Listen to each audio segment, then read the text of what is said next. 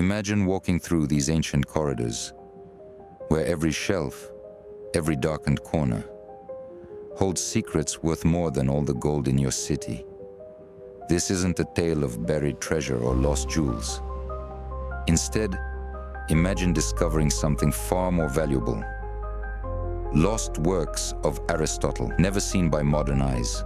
Original Roman histories that could rewrite our past. And secrets of ancient medicine that modern science is still trying to uncover. This isn't fiction. This isn't a movie plot. This is the real story of a library worth over $2 billion that vanished without a trace under the reign of Ivan the Terrible.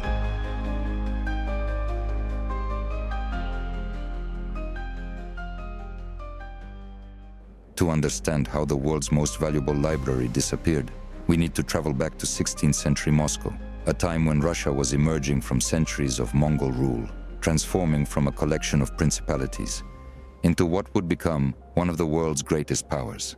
At the center of this transformation was a young prince, born into power, but raised in a world of violence and betrayal.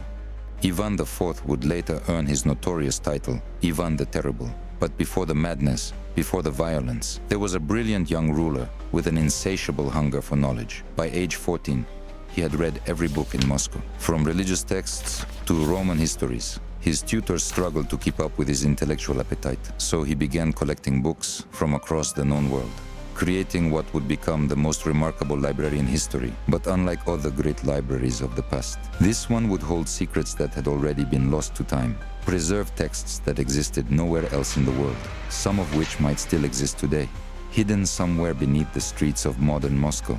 But what exactly made this library so valuable? According to contemporary accounts, the collection contained over 800 volumes. To put this in perspective, most royal libraries of the time had fewer than 100 books. Among these were texts thought lost forever in the burning of Alexandria, including Aristotle's second book of Poetics, a work that could revolutionize our understanding of ancient Greek comedy, original Roman accounts of their empire's founding, documents that could prove or disprove the legends we've believed for centuries. But perhaps most valuable were the medical texts. Byzantine physicians had preserved knowledge from across the ancient world, from Greek healing temples to Egyptian surgical techniques, and solutions to medical challenges we still face today.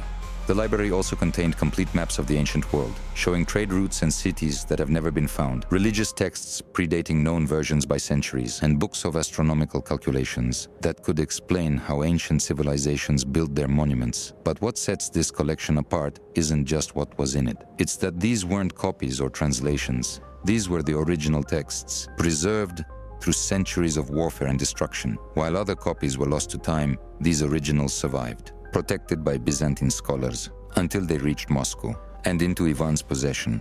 The story of how these priceless texts reached Moscow begins with a princess named Sofia Palaiologina, the niece of the last Byzantine emperor, who would become the grandmother of Russian autocracy. But before her journey to Moscow, she was raised in Rome, under the protection of the Pope, surrounded by the greatest scholars of the Renaissance, and more importantly, their books. When she married Ivan III, grandfather of Ivan the Terrible, she didn't come alone. With her came the surviving treasures of Byzantium, including manuscripts that had survived the fall of Constantinople. These weren't just any books. They were the last remnants of the Roman Empire itself, preserved through centuries of careful copying. Byzantine scribes at work in monastery. And now, they would transform Moscow into what many called the Third Rome. But Sophia brought more than just books. She brought the scholars who could read them, the architects who could build in Byzantine style, and the vision of imperial power that would shape Russia for the next 4 centuries. Her grandson, Ivan the Terrible, inherited this legacy, along with the most valuable library in history. But unlike his grandmother, he would face a choice between preservation and protection.